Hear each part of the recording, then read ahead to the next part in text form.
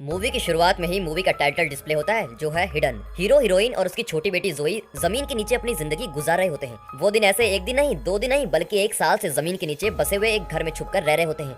एक रात जोई कुछ सपने देख के डरी भी होती है। उसे बस अंधेरा ही अंधेरा नजर आता है। तब उसकी माँ उससे कहती है कि अभी सुबह नहीं हुई है, अभी आंख बंद करके सो जाओ। थोड़ी देर बाद हीरोइन की माँ लालटेन जला के उसे देखने जाती है, पर वो बिस्तर पे नहीं होती। वो बेड के नीचे छुपी होती है। उसके हाथ में एक डॉल होती है। उस अंडरग्राउंड घर में वो डॉल ही उसकी फ्रेंड होती है। सोते वक्त भी वो डॉल के साथ ही सोती है। माँ पूछती है कि वो बेड के नीचे क्यों ऐसे बैठी हुई है। तब वो जवाब देती है कि आज उसने एक बुरा सपना देखा जिसमें ब्रेथर्स हमारी जगह ढूंढ लेते हैं। सवेरे सवेरे जो सपना देखा वो सच ना हो जाए, इसलिए मैं यहाँ छुप के बैठी हूँ, वो कहती है। ये सुन माँ जवाब देती है कि रूल नंबर 4 भूल गई हो क्या? ब्रेथर्स के बारे में कभी भी बात नहीं करना चाहिए। उसका डर समझते हुए माँ उसको हीरो के पास ले जाती है। वहाँ स्क्रीन पे किसी की परछाई देख जोई फिर से डर जाती है। इतने में वहाँ हीरो को आता देख वो अपने बाप के गले लग जाती है। उसको अपने बाप से बहुत मोहब्बत होती है। उसका डर दूर करने के लिए हीरो कार्ड्स खेल के उसका ध्यान भटकाने की कोशिश करता है। वो अपने बाप से कहती है कि मैंने अपने सपने में ब्रेथर्स को आते देखा, क्या वो सच हो जाएगा? हीरो जवाब देता है कि आप सभी के सोने के बाद मैं जागता रहता हूँ, मैं हमेशा अलर्ट रहता हूँ। अगर वैसे ब्रेथर्स आ भी जाएं तो ये अंडरग्राउंड घर हमारा बहुत प्रोटेक्टिव है। मैंने इसके गेट्स लोहे की चेन से बांध रखे हैं, तुम भी चाहो तो चेक कर सकती हो। ओके ठीक है, मैं चेक करती हूँ। माँ कहती है कि अब क्यों ये बेकार में शक कर रही हो? माँ के डर को समझते हुए जोई जवाब देती है कि उसको सारे रूल्स याद हैं। रूल नंबर 1, हमेशा धीमी आवाज में ही बात करनी चाहिए। रूल नंबर 2, कभी भी गुस्सा नहीं करना चाहिए। रूल नंबर 3, कभी भी गेट्स नहीं खोलने चाहिए। रूल नंबर 4, ब्रीथर्स के बारे में नहीं बात करनी चाहिए। फिक्र मत कीजिए, मैं गेट नहीं खोलूंगी। वो एक सीढ़ी से चढ़ के जाती है। उस गेट में छोटे छोटे होल्स होते हैं जिससे उसको रात और दिन का फर्क मालूम होता है। वो लोहे की चेन को खींच के देखती है। सभी स्ट्रांग होते हैं, पर हीरो और हीरोइन दोनों बड़ी फिक्र में नीचे खड़े हुए होते हैं। सुबह होते ही हीरोइन लालटेन की रोशनी को थोड़ा बढ़ा देती है। हर सुबह जोई एक चाकू से दीवार में लाइन ड्रॉ करती है जिससे कि उनको मालूम होता है कि उनको वहाँ कितने दिन हो गए हैं। सारी लाइंस काउंट करने पे मालूम होता है कि वो वहाँ 301 दिन रह चुके हैं। ना हवा, ना पानी, ना उजाला, ना कोई फैसिलिटीज, इन सब के बीच वो जिंदगी गुजार रहे थे। फिर जोई अपने माँ से कुछ कहने को पूछती है। ये सुनकर वो एक रैक की ओर जाती है जहाँ बहुत सारे टिन्स रखे हुए थे। इसमें से क्या दूं करके सोचती है। जोई कहती है कि उसको आज भी पीच ही खाना है। हीरोइन ये कह के मना कर देती है कि रोज पीच खाने से खत्म हो जाएगा, आज तुम बीन्स खाओ। बट जोई पीच खाने के लिए जिद करती है। हीरोइन हीरो के पास कंप्लेंट लेके जाती है, बट हीरो को भी पीच ही खाना होता है। तो वो वोटिंग करने की सोचते हैं, किसी को भी बीन्स खाना है। सिर्फ हीरोइन ही हाथ उठाती है।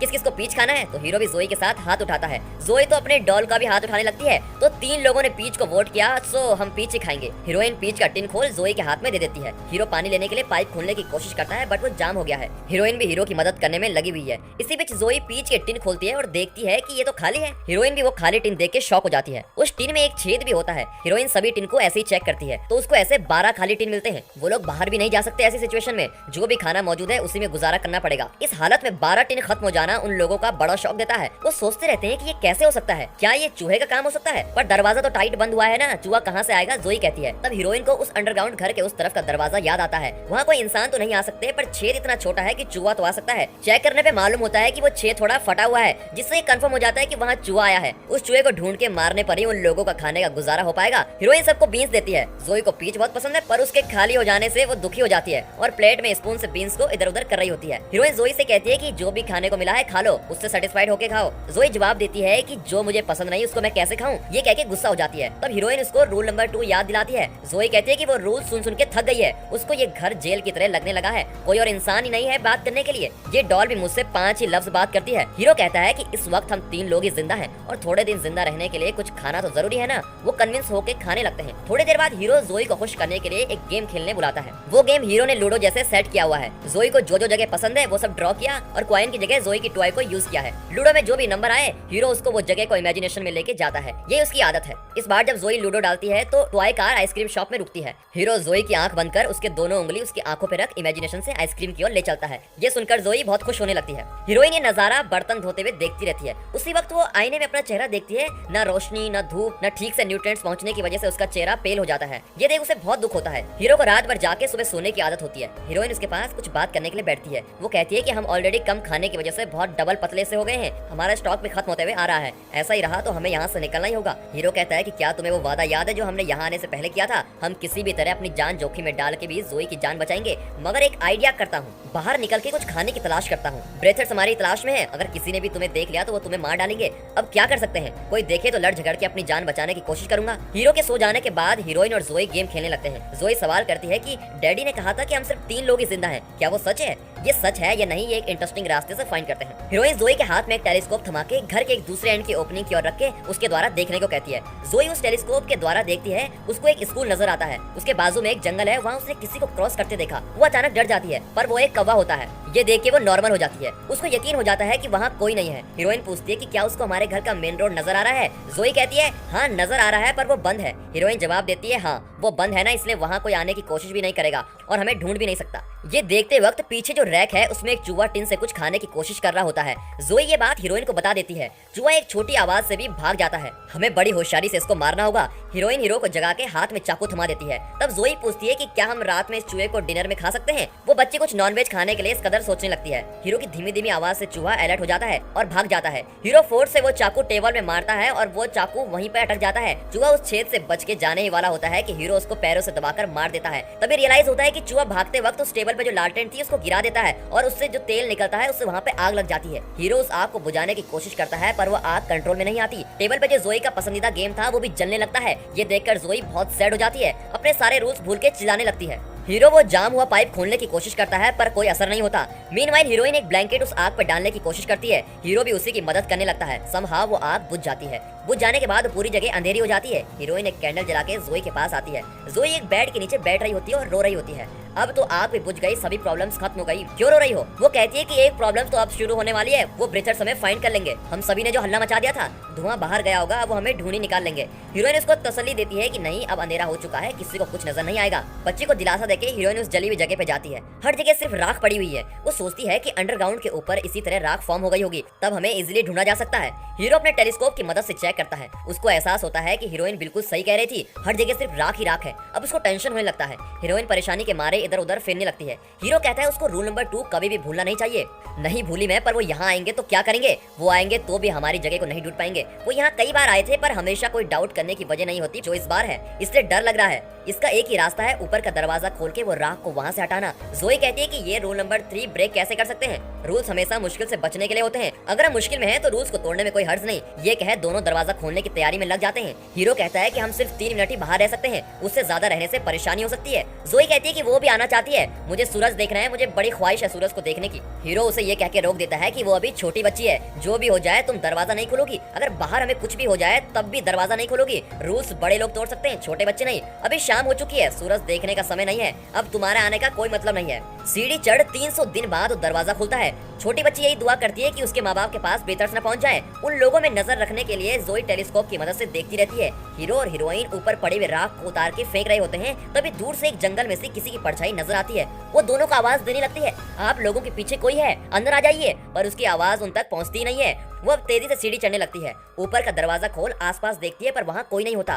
दोनों को आवाज देते हुए भागने लगती है। हीरोइन एक पेड़ के पीछे छुपी हुई होती है। वो धीरे से उसके मुंह पे हाथ रख के कहती है, तुम्हें हमने अंदर रहने को कहा था ना, तुम बाहर ही नहीं आए, बल्कि आवाज से चिल्लाने भी लग गई। इस तरह रहे तो ब्रीथर्स हमें पकड़ लेंगे। वो कहती है कि उसने जंगल में किसी को देखा, पीछे मुड़ के देखा तो कुछ जंगली एनिमल्स उन्हें पार करते हुए भागते जाते हैं। हीरो हंसते हुए कहता है कि जोई इन हिरणों को देख के ही डर गई होगी। हीरोइन कहती है कि ये हिरन किसी को देख के डर के भाग रहे होंगे। पीछे वाले जंगल को गौर से देखती है। उसे ये समझ आ जाता है कि वहाँ एक सेकंड भी रहना खतरे से कम नहीं। तीनों 1 बाय 1 अंडरग्राउंड घर के अंदर जाने लगते हैं। पहले हीरोइन और जोई अंदर चली जाती है, फिर हीरो अंदर जाते वक्त कुछ देख के डर जाता है और दरवाजा टाइट से बंद कर देता है। हीरो सीढ़ियों पे बैठे हुए कुछ सोचने लगता है। जोई और हीरोइन उससे पूछते हैं तो वो उन्हें चुप रहने को कहता है। तभी उसे किसी के कदमों की आहट सुनाई देती है। वो सिर्फ एक आदमी के कदमों की आहट होती है। जोई पूछती है, ब्रीथर्स हमेशा क्राउड में ही ट्रेवल करते हैं। हीरो को कुछ समझ नहीं आ रहा। शायद उस स्मोक को देख के एक ब्रीथर आया होगा, इसीलिए एक आदमी हमें फाइंड नहीं कर सकता, इसलिए जब तक वो ना जाए कोई आवाज नहीं करेगा। जोई अब आवाज से रोने की कोशिश करती है। तब हीरोइन उसे रूल नंबर 1 याद दिलाती है। उसको कन्विंस करने के लिए हीरो हमेशा की तरह वो गेम खेलने का सोचता है। वो जली हुई टॉय कार लेता है। जोई पूछती है कि कहाँ जाना है। वो कहता है कि तुम कहीं भी जा सकती हो, इस दुनिया के किसी भी कोने में जा सकती हो। जोई अपने घर के बेडरूम को जाना चाहती है। हीरो उसे इमेजिनेशन से अपने पूरे घर के बेडरूम को ले जाता है। अब वो खुश हो जाती है। अब तीनों थोड़ा रिलैक्स हो जाते हैं। फिर थोड़ी ही देर में ब्रीथर्स के कदमों की आवाज सुनाई देती है। सब एकदम चुप हो जाते हैं। ब्रीथर्स के ऊपर चलने की वजह से अंडरग्राउंड घर में फुल धूल मिट्टी गिरने लगती है। धूल की वजह से खांसी आ जाती है। सभी की जान को बचाने के लिए वो खांसी को कंट्रोल करते हैं। अब सबकी नजर उस दरवाजे पे टिकी हुई है। इस वक्त जोई की डॉल की लीवर एक हुक में अटक जाता है। अगर वो हुक से निकल जाता है तो डॉल आवाज करने लग जाएगी। धीरे धीरे वो हुक से निकलता आते देख परेशान हो जाते हैं, पर वो हुक से निकल ही जाता है। हीरो तेजी से वो डॉल को दबाकर साउंड कम करने की कोशिश करता है, पर आवाज कम नहीं होती। सो अब बैटरीज को निकाल डॉल को ही तोड़ फेंकता है। जोई की एक ही फ्रेंड थी और वो भी थी डॉल। डॉल को इस कदर टूट के देख वो रोने लगती है। हीरोइन उसके मुंह पे हाथ रख देती है। अब सबकी नजर मेन गेट में ही है। ऐसा लगता है कि कोई वो गेट खोलने की कोशिश कर रहा है। जोई अब बहुत ही डर जाती है। हीरो कहता है कि वो गेट उसने चेन से टाइट बंद कर रखा है, कोई अंदर नहीं आ सकता। अब वो चेन्स भी एक एक करके गिरने लगते हैं। अब उनको ये समझ आ जाता है कि वो लोग अंदर आ जाएंगे। वो तेजी से मोटर पाइप को निकालने की कोशिश में लग जाते हैं। कोई दरवाजा न खोले इसलिए हीरोइन सीढ़ियों से चढ़ के चेन्स को टाइट पकड़ लेती है। तभी ब्रेथर्स को दिखाया जाता है। उनकी काली आंखें होती हैं। वो एकदम से शॉक हो जाती है। हीरो वो लोहे वाले पाइप से उस ब्रेथर पे अटैक कर देता है और दरवाजा बंद कर देता है। अब हीरो बड़ा टेंस हो जाता है। हीरोइन उसको समझाने की कोशिश करती है कि वो अंदर नहीं आ पाए। रूल नंबर 2 मत भूलो, काम रहने से ही सब कुछ ठीक हो पाएगा। तीनों थोड़ी देर के लिए सीढ़ी के पास ही बैठ जाते हैं। कदमों की आवाज सुनाई देती रहती है। वो सोचते रहते हैं कि वो यहाँ से क्यों नहीं जा रहे हैं। इतने में किचन से टिन गिरने की आवाज सुनाई देती है। ब्रेथर्स के किचन के ऊपर चलने की वजह से वाइब्रेशन से वो टिन गिर गया होता है। हीरोइन का यही सवाल होता है कि वो इतनी देर से यहाँ क्यों है। हीरो कहता है कि वो दूसरों का वेट कर रहे हैं। इतने में मेन गेट खुलने की आवाज आती है। वहाँ जाके देखा तो मेन गेट नीचे ही गिर जाता है और उस होल से बहुत सारे ब्रेथर अंदर आने की कोशिश कर रहे होते हैं। अब जोई जोर से चिल्लाने लगती है। इन ब्रेथर से बचने के लिए वो घर के दूसरी ओर भागने लगते हैं। स्क्रीन क्रॉस करने के बाद हीरोइन उस स्क्रीन पर आग लगा देती है। अब जब तक आग वहाँ रहेगी ब्रेथर्स नहीं आ सकेंगे, पर उनके पास ज्यादा टाइम नहीं होता। उन्हें कुछ सोचना पड़ेगा। एक बड़ा सा रैक रख देते हैं ताकि वो वहाँ आसानी से ना आ सके। अब टेलीस्कोप की मदद से वो छोटा सा होल तोड़कर बाहर जाने की कोशिश करते हैं। पहले हीरोइन और जोई उस होल से बाहर जाते हैं। अब हीरो खुद चढ़ने की कोशिश करता है, पर वो होल इतना बड़ा नहीं है कि वो उससे बाहर आ सके। बहुत कोशिश करता है। अब आग बुझने भी लगती है। ब्रेथर आने लगते हैं। ब्रेथर्स हीरो को अंदर खींच लेते हैं। अंदर ज्यादा स्मोक होने की वजह से हीरोइन को कुछ नजर नहीं आता। अगर इससे ज्यादा वेट करें तो खतरा और हो जाएगा, ये सोचकर हीरोइन वहाँ से जाने लगती है। पर जोई अपने बाप के बगैर जाने को तैयार नहीं होती। इतने में ब्रेथर्स आने की आवाज आने लगती है। अब दोनों तेजी से भागने लगते हैं। जोई के हाथ से डॉल गिर जाती है। वो झुक के उठाने की कोशिश करती है, पर ब्रेथर्स और नजदीक आ जाते हैं, इसलिए डॉल छोड़कर भाग जाती है। अब दोनों पे एक लाइट मारी जाती है और बड़ा सा नेट डाल देते हैं। इस पॉइंट पे एक बड़ा सा ट्विस्ट है। अगर आप लोग गैस कर सकते हो तो कमेंट कीजिए। तब तक हम इसका फ्लैशबैक देख लेते हैं। 300 दिन पहले उस सिटी में एक नया सा वायरस स्प्रेड होने लगता है और सब उस वायरस के अफेक्ट होकर ज़ॉम्बी बनने लगते हैं। फ्लैशबैक में दोनों हीरो और हीरोइन बड़े स्मार्ट एंड क्यूट हैं। इनकी हेल्थ 300 दिन में ऐसी हो जाती है। हीरो और हीरोइन किचन में रोमांटिक होते हैं। तभी जोई वहाँ आती है और कहती है कि उसका नेबर फ्रेंड जू घर खाली कर रहे हैं। पता नहीं क्यों। वो चेक करने चलते हैं। जो के पेरेंट्स बड़ी तेजी से सारी चीजें फेंक कर वहाँ से निकल रहे होते हैं। हमें रीजन बताने का समय नहीं है। कार टर्न करते वक्त कहते हैं कि वो वायरस बड़ी तेजी से सिटी में फैला जा रहा है और हम बहुत दूर जा रहे हैं। सिर्फ हम ही नहीं, बहुत सारे फैमिलीज ऑलरेडी इवैक्यूएट कर चुके हैं। अगर हो सके तो आप लोग भी जल्दी से निकल जाएं। अब हीरो और हीरोइन भी इस वायरस से बचने के लिए सारी चीजें पैक कर बड़ी तेजी से जा रहे होते हैं। रास्ते में एक वाटर टैंक का पाइप दिखता है। अब हम थोड़ी देर में सिटी से बाहर होंगे। हीरोइन पूछती है कि क्या ये वायरस हवा में फैलता है। हीरो को भी इस वायरस का डिटेल्स नहीं मालूम होता। तभी नोटिस करते हैं कि बहुत सारे कार्स वापस आ रहे होते हैं। उनको कुछ समझ ही नहीं आता है। हीरो रेडियो ऑन करके सुनने की कोशिश करता है। आगे देखा तो बहुत सारे कार्स लाइन में खड़े हुए हैं। अब तीनों उतर के देखते हैं। तभी एक हेलीकॉप्टर में अनाउंसमेंट होता है कि कोई इस सिटी से बाहर नहीं जा सकता। बॉर्डर्स क्लोज हो चुके हैं। सब अपने अपने घरों को चलें। इस सिटी को क्वारंटाइन किया जा चुका है। सबको अपने घर में ही सेफ रहना होगा। तब उनको समझ में आता है कि कार्स क्यों वापस आ रहे हैं। इतने में एक बड़ा सा पत्थर उनकी कार पे गिरता है। देखा तो वहाँ पहाड़ ही हिल रहा होता है। यहाँ तो अर्थक्वेक पॉसिबल ही नहीं है। फिर देखा तो उसके सर पे से बहुत सारे जेट्स उस सिटी में आ रहे थे। वो जो जगह खड़े हुए हैं वहाँ से सिटी का सारा व्यू नजर आता है। वो सारे जेट सिटी में बॉम्ब ब्लास्ट कर पूरी सिटी को ही बर्बाद कर रहे थे, क्योंकि वो पूरी सिटी में वायरस फैल चुका है। ये गवर्नमेंट की स्ट्रेटेजी जैसा नजर आ रहा था। अब सब डर जाते हैं क्योंकि इधर भी कभी भी ब्लास्ट हो सकता है। सब एक ही डायरेक्शन में भागने लग गए थे। भाग के हीरो, हीरोइन और जोई उस वाटर टैंक की ओर जाते हैं। वहाँ देखा तो एक अंडरग्राउंड घर था। तीनों अंदर चले गए। अंदर जाके थोड़ी देर में वहाँ भी एक ब्लास्ट हुआ। दीवार स्ट्रांग होने की वजह से उनको कुछ नहीं हुआ। अंदर देखा तो अंधेरा ही अंधेरा। मोबाइल की फ्लैश लाइट से चेक करते हैं कि वहाँ क्या है।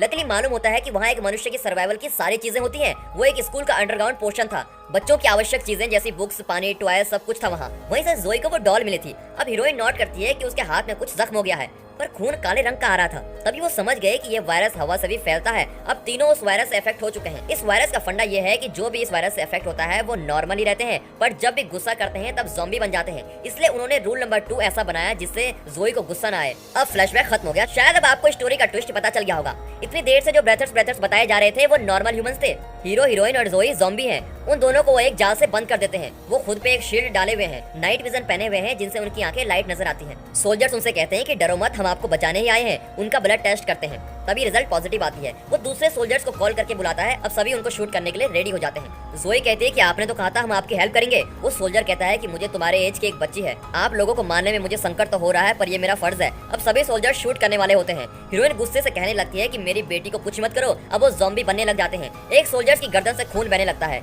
देखा तो उसके पीछे हीरो उसे ज़ॉम्बी बनके काट लेता है। अब उन सबसे हीरोइन और ज़ॉम्बी को बचाने के लिए पूरी कोशिश करता है। अब नेट में देखा तो हीरोइन और जोई नहीं है, नेट कटी हुई है। जोई एक कार के अंदर बैठी हुई है, हीरोइन एक ज़ॉम्बी बनके सबसे लड़ रही है, ऑलमोस्ट सब सोल्जर्स को खत्म कर देती है। तब एक सोल्जर उसके फोरहेड पे गन शूट करने वाला होता है। वो सोचती है कि अब मेरा चैप्टर क्लोज। तभी जोई एक ज़ॉम्बी बन उस सोल्जर्स पे कूद पड़ती है। उसका आक्रोश बिल्कुल ही कंट्रोल नहीं होता। अब वो अपनी माँ पर ही अटैक करने लगती है। देन हीरोइन उससे रूल नंबर 2 याद करने को कहती है, जिससे वो थोड़ा थोड़ा कूल हो जाती है और नॉर्मल इंसान जैसे बिहेव करने लगती है। अब हीरोइन और जोई हीरो के पास जाते हैं जो मौत से लड़ रहा होता है। जोई बहुत रोती है। हमेशा की तरह हीरो उसे एक इमेजिनेशन में ले चलता है जिसमें उसके डैडी हमेशा उसके साथ होंगे। धीरे धीरे उसकी आवाज रुक जाती है। वो रोते रोते पूछती है, डैडी आप हो ना? ये एक ऐसा सीन है जिसमें हर किसी को रोना आ जाता है। अब वो जोई को लेके दूसरी ओर भागती है। वो दोनों एक अंडरग्राउंड जगह में छुप जाते हैं और सो भी जाते हैं। उठ के देखने पे मालूम होता है कि कोई उन पे टॉर्च मार रहा होता है। देखा तो वो और कोई नहीं बल्कि जो है, जोई का नेबर। वो जोई का पीछा करते हुए वहाँ आता है। अब वो उनको उसकी जगह ले जाना चाहता है। वो एक अंडरग्राउंड घर में ही ले जाता है जहाँ जो के पेरेंट्स इनको देख के खुश हो जाते हैं। उनकी तरह वहाँ बहुत सारी फैमिलीज होती हैं, ये लोग भी उनसे ज्वाइन कर लेते हैं। अब सबका एक ही सवाल है कि जो फैमिली 300 दिन में बिना किसी प्रॉब्लम से जी रही थी, 300 में एक दिन में ऐसा क्या हुआ कि उनको इतनी सारी प्रॉब्लम से डील करना पड़ा? आपके पास 4 ऑप्शन है। ऑप्शन ए जोई का सपना, ऑप्शन बी चूहे का भागदौड़ मचाना, ऑप्शन सी राख ठीक करने हीरो हीरोइन का बाहर जाना, ऑप्शन डी सच कभी भी अंधेरे में नहीं रुकता, एक न एक दिन बाहर आना ही होता है। And finally thanks for watching.